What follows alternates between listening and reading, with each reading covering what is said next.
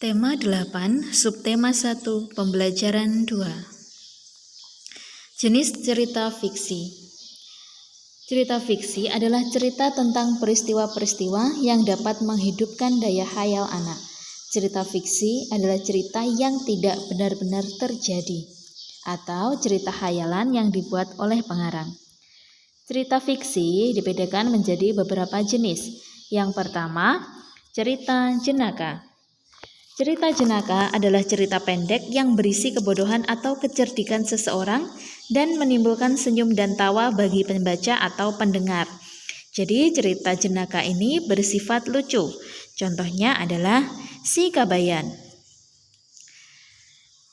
Jenis cerita fiksi yang kedua adalah mite atau mitos, yaitu cerita yang berhubungan dengan kepercayaan suatu benda, peristiwa gaib, atau yang dipercayai mempunyai kekuatan gaib seperti dewa, peri, dan Tuhan. Contohnya adalah cerita Nyi Roro Kidul. Yang ketiga, fabel. Fabel adalah cerita dengan tokoh-tokoh binatang yang diceritakan hidup dan layaknya seperti manusia.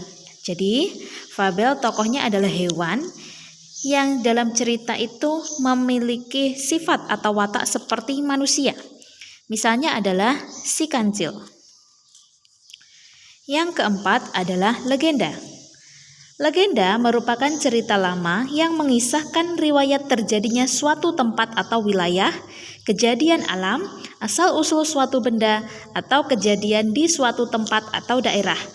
Jadi legenda ini menceritakan asal-usul terjadinya suatu tempat. Nah, contohnya adalah legenda atau asal-muasal Telaga Sarangan, asal-muasal Danau Toba, legenda Gunung Tangkuban Perahu, legenda Candi Prambanan. Nah, kemudian yang kelima, sage.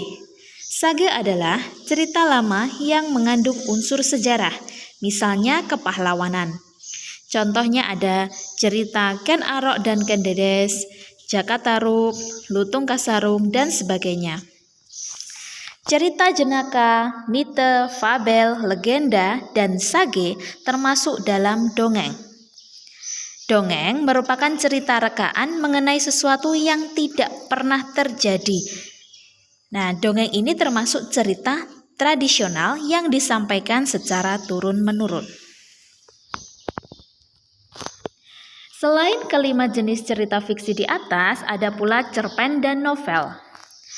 Cerpen adalah cerita fiksi yang memaparkan kisah ataupun cerita tentang kehidupan manusia melalui tulisan pendek. Cerpen dapat selesai dibaca dalam sekali duduk. Jadi, cerpen itu isinya cerita yang singkat saja. Contohnya, cerpen-cerpen pada majalah atau surat kabar. Ini ada contohnya yang judulnya 1000 Burung Kertas. Nah, ini bisa dibaca satu kali duduk saja atau sebentar. Yang kedua adalah novel. Novel adalah cerita fiksi yang panjang dan mengandung rangkaian cerita kehidupan seseorang dengan orang di sekelilingnya dengan menonjolkan watak setiap tokoh. Nah, biasanya novel ini berbentuk buku. Nah, contohnya adalah novel Laskar Pelangi ini ya, dan sebagainya. Jadi biasanya cerita novel itu dibukukan. Selanjutnya, pengaruh gaya terhadap gerak. Gaya dapat mengakibatkan benda diam menjadi bergerak. Misalnya, mobil yang sedang mogok. Nah, ketika kita mendorongnya atau memberikan gaya, maka mobil tersebut yang awalnya diam bisa menjadi bergerak. Yang kedua, gaya dapat mengakibatkan benda bergerak menjadi diam. Misalnya, ketika sedang bermain sepak bola. Nah, bola yang bergerak atau menggelinding bisa kita tahan dengan kaki. Ya kan? Karena kalau kita tahan dengan kaki berarti kan kita memberikan gaya. Ya kan? Nah, ketika kita menahan bola tersebut, maka bola itu yang awalnya bergerak menjadi diam. Tema 8, subtema 1, pembelajaran 3. Hubungan kondisi geografis dan mata pencaharian.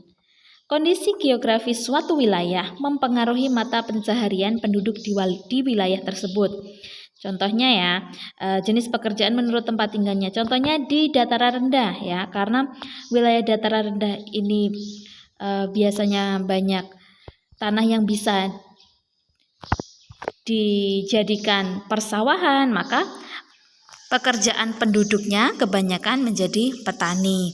Ada pula yang menjadi peternak dan sebagainya. Kemudian kalau di dataran tinggi dengan suhu yang lebih rendah, lebih sejuk, nah ini cocok untuk pekebunan.